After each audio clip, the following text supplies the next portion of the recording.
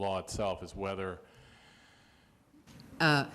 Basically, the law needs to be able to embody the broadest possible consensus in society about the system.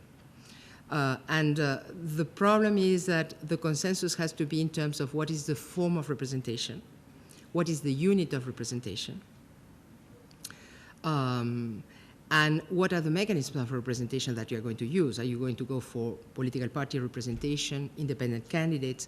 And all those things are issues that are people have very strong feelings about many of those issues.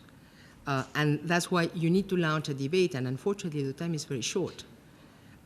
Because we are talking again, if you want an election to happen in January, that means that by the end of May, you need to have those agreements in place. Otherwise, the electoral authority cannot start working.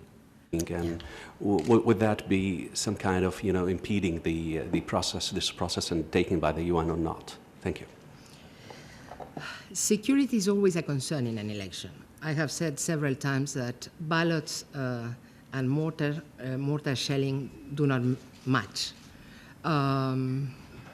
However, we are talking about different types of security and permanent risk assessment of the situation, not only because of the UN involvement, but also because of the kind of advice that you have to provide if you want to be loyal to your member states as a UN staff member in terms of saying whether an election is possible or not in a given context.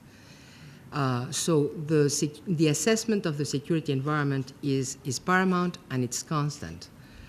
We also know from experience, because of having conducted elections in pretty violent environments, that once the electoral dynamics start and the citizens who have, until an election, have very few possibilities of having a voice in the matter, because there are no channels. Once you open that channel, there is a very active participation of the citizenry if they believe that the process is going to be a clean one and can be trusted. You talked actually about so many responsibilities undertaken by the UN, but